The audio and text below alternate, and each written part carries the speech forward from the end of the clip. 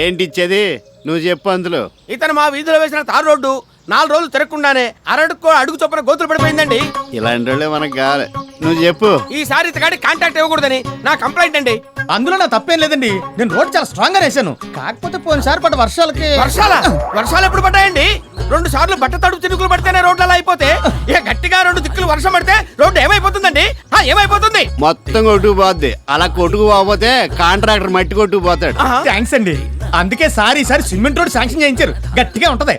మీరు ఆ work order మీద సంతకం పెట్టించేస్తే పని మొదలెట్టేస్తాను. నువ్వు పని మొదలెట్టేస్తే నీకు డబ్బు వస్తుంది, పంతులు గారి ఈదికి రోడ్డు వస్తుంది, నాకేం వస్తుంది? వాటా వస్తుందిగా. ఆ మొక్క నువ్వు కాదు ఆడి చెప్పాలి. ఈసారి టెండర్ కొంచెం ఎక్కువ కేసానండి, నాకు పెద్దగా ఏం మిగలదు. మీకేమీ ఇవ్వలేనని మీనింగ్.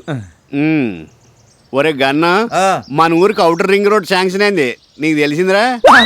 ఏంటి, అత్తెలకి అవుటర్ రింగ్ రోడ్డా? ఏ రింగ్ రోడ్ హైదరాబాద్కే ఉండాలా, మన అత్తెలకి కూడా ఉండాలని మన మీటింగ్ లో తీర్మానం చేసాం. చేస్తే మీకు ఆ కాంట్రాక్టర్ ఉపయోగం, నాకేటి? అక్కడే ఉంది రింగ్. ఆ రోడ్డు నీ పొలంలోంచి వెళ్తుంది. అందులో 10 ఎకరాలు పోతుంది. 10 పోదుగానే 9 పోద్దండి. కాకపోతే ఈయన చేను పక్కనే ఉన్న పంతులు గారి ఎకరం మొత్తం పోద్ది. అయ్యో, నాకున్నది 1 ఎకరం, అది మా ఆవిడ కట్నంగా ఇచ్చింది.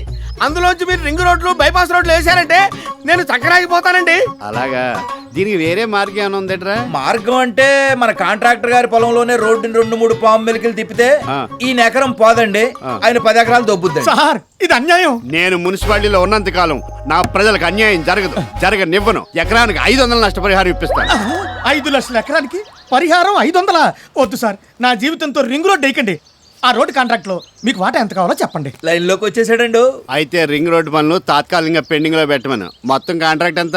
10 లక్షలండి. అయితే 20% పట్టుకొచ్చేసి పేపర్లు పట్టుకెళ్ళు. లేట్ అయితే రింగ్ స్ట్రాంగ్ అవుద్ది, బెండు తీయటం కష్టం అవుద్ది. అలాగేనండి. వెళ్ళు, నువ్వు కూర్చో పంతులు. బాగున్నారా? ఏంటి ఇలా తగిలడ్డారు? ఎంత చెడ్డాను మా బావే. నేను చెడ్డవేడ్రా? ఏదో మాట వరుసకన్నానులే. ఎందుకు వచ్చారు? పరిస్థితుల ప్రభావం బావా. తండ్రి తర్వాత తల్లి బావా అంటారు. ఈ సామెత నేను ఎప్పుడు వినలేదే. అవసరాన్ని బట్టి సామెత అలా ఫామ్ అవుతుంటాయి బావా. ఇలా ఉయ్యాలో కూర్చోమంటావా? మన బావని మనం అడగాలంటరా? ఓయ్, అది నాలాంటి విఐపీలు కూర్చునే ఉయ్యాల, మీలాంటి వీపీలు ఇలాంటి కుర్చీలో కూర్చోవాలి. థ్యాంక్స్ బావా, మేమంటే నీకు ఎంత అభిమానం. ఏంటి ఆర్థిక సహాయమా? బావగారు మనుషులను చూసి భలే స్కానింగ్ చేసేస్తారు. అయితే ఈ పాటికి స్కానింగ్ లో పిల్లల ఫీజు కరెంట్ బిల్లు కట్టలేదని తెలిసిపోయి ఉంటది బావగారికి. క్యాష్ పొజిషన్ చాలా టైట్ గా ఉంది బావా, నువ్వు కొంచెం క్యాష్ రిలీజ్ చేస్తే. మీరు ఇలా సర్వనాశనం అయిపోవడానికి కారణం ఏంటని ఇప్పుడే పందులు గారిని పిలిచి అడిగాను. క్లబ్బులకి బార్లకి తగలేస్తున్నావు అని చెప్పుంటాడు. కాదు, వాస్తు లోపమాట. క్లబ్ కి బార్ కి కూడా వాస్తలేదా? అందుకే మనకు కలిసి రావట్లేదురా. వాస్తు లేని వాటికి కాదు, మీ ఇంటికి ఈశాన్యంలో బరువు ఉండకూడదట. నువ్వు అక్కడ తిరక్కో. మీరు ఇంకా అందులోనే ఉంటే సర్వనాశనం అయిపోతారని, ఒంటి మీద బట్టలు కూడా మిగలవని చెప్పారు పంతులు గారు. కాబట్టి వెంటనే ఆ ఇల్లు అమ్మేయండి. నిన్ను తగలయ్యా, ఇదాని లాకు. అది అమ్మేస్తే ఎంత లేదన్నా మీకు చెరువు 5 లక్షలు వస్తాయి. వాస్తు దోషం పోదు కాబట్టి ఆ లక్షలతో కోట్లు సంపాదించేసుకోవచ్చు. ఏంటో బావా, నువ్వు హార్ట్ఫుల్ గా చెప్తున్నా కన్నింగానే కనిపిస్తా. మరి ఇల్లు అమ్మేస్తే మేము ఎక్కడ ఉంటాం బావా? నేను చచ్చాననుకున్నారా? పేదల ఉచిత గృహ నిర్మాణ పథకం కింద మీ ఇద్దరికి చెరువులు పక్కా వాస్తుని శాంక్షన్ చేస్తా. శుభ్రంగా అందులో ఉండి డబ్బులు సంపాదించుకున్న పెద్ద పెద్ద మేడలు కట్టుకోండి. ఎరా, నీకు ఇల్లు అక్కర్లేదా? అదేంటి బా, మరి లేవలేదే. మరి మా ఇల్లు ఎవరు కొంటారు బావా? వాస్తు లాభం ఉంది కాబట్టి ఎవరో కొనరు, అమ్మకపోతే మీకు ఇబ్బంది.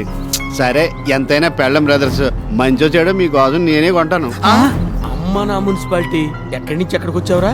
సార్, వీళ్ళు మిగిల్చింది పెద్ద ఆయన జ్ఞాపకార్థం మిగిలింది అది ఒక్కటే సార్. జ్ఞాపకాలు ఏముందా? ఆ కోట కొట్టేస్తే క్లీన్ గా అన్ని మర్చిపోవచ్చు. కన్న కదా ఇందాక ఆడిచ్చింది. దేవదాస్ తాగేసి మంగతాయని మర్చిపోలేదు. పార్వతి అదే, ఇదిగో అడ్వాన్స్. 2 రోజుల్లో పెద్ద అమౌంట్ ఇచ్చి అగ్రిమెంట్ చేసుకుంటాను. నువ్వు ఎంత మంచోడు బావా. ఈ విషయం నాకే తెలుసు అనుకున్నా, నీకు కూడా తెలిసిపోయిందా? ఇదిగో మీ అక్క వస్తుంది, ఇంటి విషయం చెప్పకండి. ఏం బావా? వాస్తు పోలేదు కదా, ఉద్దంటాయి. నువ్వు చాలా తెలివనుడు నమ్మిడి బామ్మద్ది. ఆ విషయం నాకే తెలుసు అనుకున్నా, నీకు కూడా తెలిసిపోయింది. మీరెప్పుడు వచ్చారా? ఇప్పుడే. లోపలికి రాకుండా ఇక్కడే కూర్చున్నారే, రండి. లేదమ్మా, అర్జెంట్ గా బార్కి వెళ్ళాలి. చిచి, కరెంట్ ఆఫీస్కి వెళ్ళాలి, వస్తానే. పోనీ నువ్వైనా రారా? అక్కే, నేను అర్జెంట్ గా స్కూల్కి వెళ్ళాలి, క్లబ్కి వెళ్ళాలి. 2 టీలు తెచ్చేందుకు పంతులు తాగడు.